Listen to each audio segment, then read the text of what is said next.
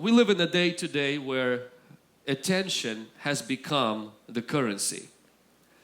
Not just gold, not just silver, but attention has become the currency of a modern generation. A documentary about social media dilemma says, if you are not paying for a product, then you are the product.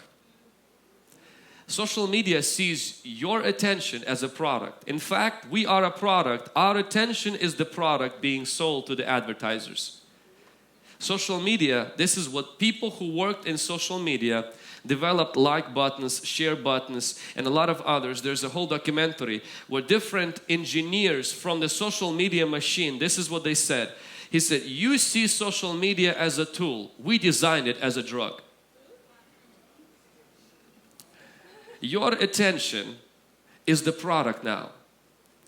Your attention is the currency, but this also works in marriages. Your attention is the currency for intimacy. If you want to have intimacy with your spouse, all you got to do, you don't have to be super funny. You got to do that when you're single. The moment you're married, you don't have to be super clever. All you got to do is pay attention. You pay with your attention for intimacy. You pay with your attention for closeness. You pay with your attention for God's blessing on your life. You also pay with your attention for car accidents when you use the phone and you drive and text. Our attention is under attack. I'm going to read you the statistic. National Safety Council reports the cell phone usage while driving leads to 1.6 million crashes every year. 1 out of 4 car accidents in the United States is caused by texting and driving. Now listen to this. Texting while driving is 6 times more likely to cause an accident than being drunk while driving. Texting while driving is 6 times more likely to cause an accident than being drunk. There is an attack on our attention. There is an attack on our ability to pay attention. So many people, we live in a generation today where we are not able to fully pay attention without distraction. Like for example, if you monitor yourself, within about 15 minutes or 5 minutes, your phone gets, your hands start searching for something else to do on the phone. 7 minutes into a date night and you need to check your phone. Of course, maybe somebody died. Maybe something really big happened. Who liked my picture? Who followed me? There's a constant addiction even to the things where we cannot focus to one thing at a time. And I believe that God wants to bring freedom to people's lives from this area. And God also wants to show something today.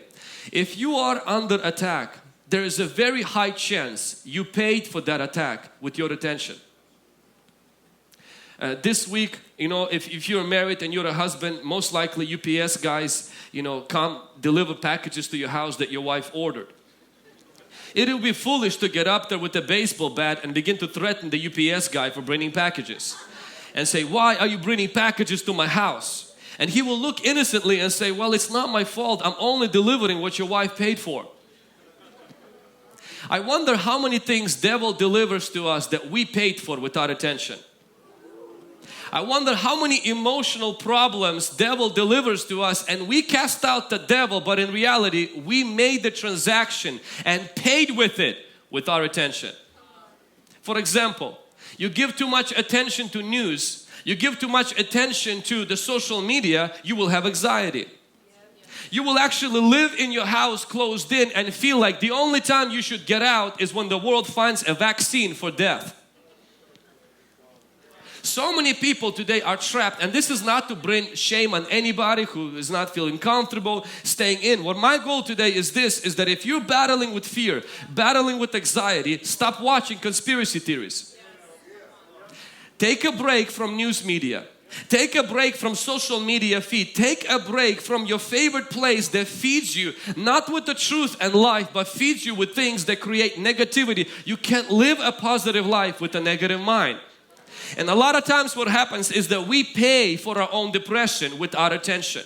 Whatever we give our attention to becomes something that fills our life. Then devil delivers packages, but he doesn't deliver them just to any address. He delivers them to addresses that paid for those packages with their attention.